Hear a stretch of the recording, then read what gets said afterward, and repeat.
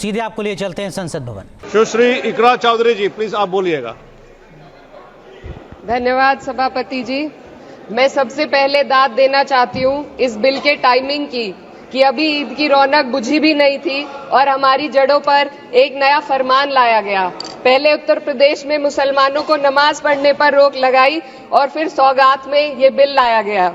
निसार में तेरी गलियों पे है वतन, जहाँ चली है रिवाजो गैर कि कोई ना सर उठाकर चल सके।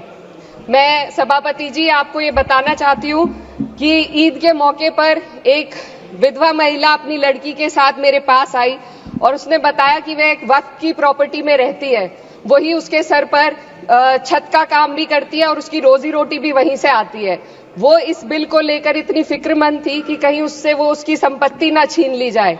वो अकेली एक ऐसी महिला नहीं है, ऐसे लाखों लोग हैं जो वक्फ की गरीब महिलाएं जो वक्फ की संपत्ति से अपना रोजगार चला रहे हैं। और ये जो वक्फ बाय यूजर क्लॉज के हटाने से लाखों वक्फ की जायदाद अपना स्टेटस खो देंगी और लाखों लोग इसी तरीके के लोग सड़कों पर आ जाएंगे। वक्फ क्या है? वक्फ बाय यूजर क्या है? इसका ये मतलब है कि कोई जायदाद अगर सालों से दीन और भलाई के कामों के लिए इस्तेमाल हो रही हो तो वो खुद ब खुद वक्फ मानी जाएगी। हिंदुस्तान की अदालतों ने भी इस बात को तस्लीम किया है। वक्फ बाय यूजर सिर्फ वक्फ बोर्ड को ही मिली कोई खास सौगात नहीं है, ये बल्कि सभी अन्य धार्मिक ट्रस्टों को परंपरा और यूज के आधार पर बिना किसी डॉक्यूमेंटेशन के धार्मिक चरित्र को डिक्लेयर करने का राइट मिला हुआ है। भारत के संविधान के आर्टिकल 13 क्लॉज 3 में कस्टम और यूसेज को कानूनी वैधानिकता प्रदान करता है। इसी आर्टिकल से वक्फ बाय यूजर भी निकला गया है। इस बिल के कानून बनने पर वक्फ बोर्ड तो इस प्रोविजन से हाथ धो बैठेगा, लेकिन अन्य धार्मिक ट्रस्टों को यह सुविधा जारी रहेगी। इससे भारतीय संविधान के आर्टिकल 14 और 15 का सीधा उल्लंघन है, जो धर्म और जाति के आधार पर भेदभाव और कानून के सामने सभी की बराबरी पर जोर देता है। मैं इसके साथ ये भी कहना चाहती हूँ कि सत्ता के लोग जो एक दूसरे की पीठ थपथपा रहे हैं कि वक्फ बाय यूजर का जो अमेंडमेंट इन्होंने दिया उसको एक्सेप्ट कर लिया गया है, लेकिन इनकी शरारत यह है कि उसके साथ ही एक ऐसा प्रोवाइजो इसमें शामिल किया गया जिसके आधार पर यह कहा गया है कि अगर कोई भी वक्फ की संपत्ति विवादित हो तो वो अपना वक्फ स्टेटस खो देगी। तो जो अमेंडमेंट इन्होंने दिया है, जिसको एक्सेप्ट कर लिया गया है, उसका कोई मतलब नहीं है। ये इनकी नीयत है जो साफ जाहिर हो रही है। सोने पर सुहागा एक काम और किया है। सरकार ने वक्फ की कानून के सेक्शन 107 को हटाकर लिमिटेशन एक्ट में 12 साल तक ही किसी के खिलाफ अदालत में जाने का प्रोविजन है।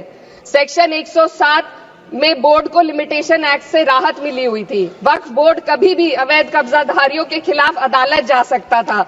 अगर ये सेक्शन ना हो तो अवैध कब्जा करने वाले लोग कानूनी प्रक्रिया का फायदा उठाकर वक्फ की प्रॉपर्टी को हड़प सकते हैं। अन्य धार्मिक ट्रस्टों पर भी ये लिमिटेशन एक्ट लागू नहीं होती, तो फिर वक्फ बोर्ड के साथ ये सौतेला रवैया क्यों किया जा रहा है? धर्म को देखकर दोहरी नीति क्यों अपनाई जा रही है? सेक्शन 107 और वक्फ बाय यूजर को अगर एक साथ पढ़ा जाए तो इससे लाखों वक्फ की प्रॉपर्टी पर कब्जा किया जाएगा। इसलिए ये बिल मुसलमान की भलाई का नहीं बल्कि उनके वजूद और विरासत को मिटाने का बिल है। हिंदुस्तान में बहुत सारे धार्मिक ट्रस्ट हैं जिसमें उस खास मजहब के लोग शामिल होते हैं और उसका इंतजाम करते हैं। और ये बात समझ में आने वाली भी है, क्योंकि जो व्यक्ति अपने मजहब के रीति रिवाज को जितना अच्छे से समझ सकता है, किसी अन्य मजहब का व्यक्ति नहीं समझ सकता। आर्टिकल 26 क्लॉज 2 के तहत धार्मिक संप्रदायों को अपने मजहबी इदारों के एडमिनिस्ट्रेशन का हक देता है, लेकिन वक्फ बोर्ड के बारे में इसको उल्टा किया जा। Sir 2 minute sir please 2 minutes. सरकार इसे एक सेक्युलर बॉडी मान रही है और इसमें गैर मुस्लिमों को शामिल करने की बात कह रही है। आपके मुंह से सेक्युलरिज्म की बात सुनकर अच्छा लगा, लेकिन अगले ही पल ये भ्रम टूट जाता है, क्योंकि आपको सिर्फ दान देने के लिए प्रैक्टिसिंग मुस्लिम का आपने क्लॉज डाला है, लेकिन बोर्ड में बैठने के लिए मुस्लिम होने की कोई आपकी क्लॉज नहीं है। तो इससे आपकी जो दोहरी नीति है वो साफ जाहिर होती है। ये वही सरकार है जिसने राम जन्मभूमि ट्रस्ट में ये लिख दिया कि जिला अधिकारी भी अगर होगा तो हिंदू होना चाहिए। कोई मुझे बताए कि वहां पर सेक्युलरिज्म का रस क्यों नहीं घोला गया। सर, आखिर में मैं अपनी बात को खत्म करने से पहले महिलाओं का मुद्दा बार बार उठाया जा रहा है। सरकार का कहना है कि बोर्ड में मुस्लिम महिलाओं को रिप्रेजेंटेशन देंगे। इस कानून से पहले भी मुस्लिम महिलाएं बोर्ड में मेंबर रह चुकी हैं और मिनिमम 2 का प्रोविजन था, उससे ज्यादा भी हो सकती थी।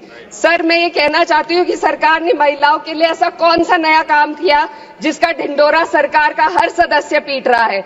इस बात की तायीद अगर आपकी तरफ से कोई मुस्लिम महिला करती तो हम उसका यकीन भी करते, लेकिन अफसोस आपकी इतनी लंबी कतार में एक भी मुस्लिम महिला नजर नहीं आती है। सर, मैं खुद एक मुस्लिम महिला हूँ। मैं सिर्फ एक सर, मैं माइनॉरिटी महिला हूँ। इस सदन में हम सिर्फ 2 महिलाएं हैं और उस नाते से मैं ये बात कहना चाहती हूँ कि इस बिल के माध्यम से मुस्लिम महिलाओं को कुछ नहीं मिल रहा है। ये हमें कुछ नहीं देना चाहते, सिर्फ टोकनिज्म हमारे नाम पर बनाकर एक नैरेटिव मीडिया में चलाना चाहते हैं। तो ये बिल मुसलमान की भलाई का नहीं, उनकी पहचान को मिटाने का है। सर, अंत में मैं बस यही कहना चाहती हूँ कि कागजों की कैद में बस नाम रह जाएंगे, वो जो हमारे थे सिर्फ दावे में रह जाएंगे। इस बिल के द्वारा मीठी ईद के जायके को कड़वा करना, यही असली सौगाते मोदी था। बहुत बहुत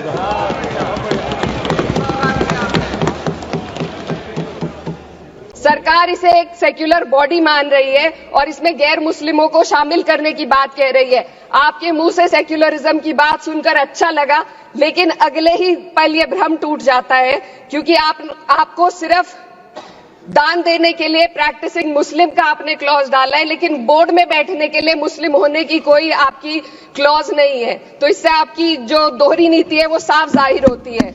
ये वही सरकार है जिसने राम जन्मभूमि ट्रस्ट में ये लिख दिया कि जिला अधिकारी भी अगर होगा तो हिंदू होना चाहिए। कोई मुझे बताए कि वहां पर सेक्युलरिज्म का रस क्यों नहीं घोला गया।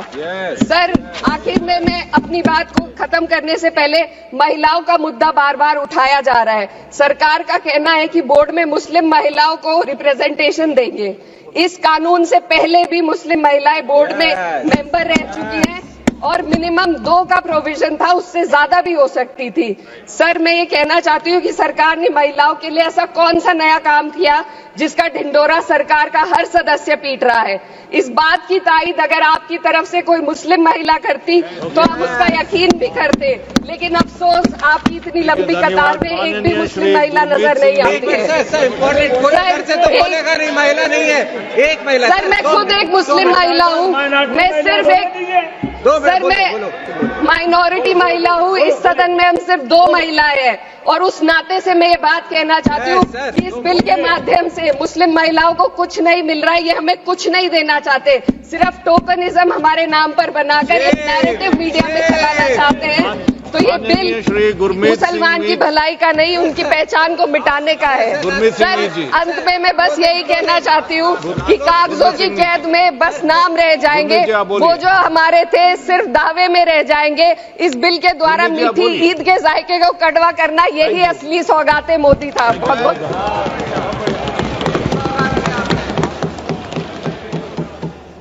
न्यूज नेशन अब व्हाट्सएप पर खबरों की ताजा अपडेट के लिए न्यूज नेशन के इस QR कोड को स्कैन करें।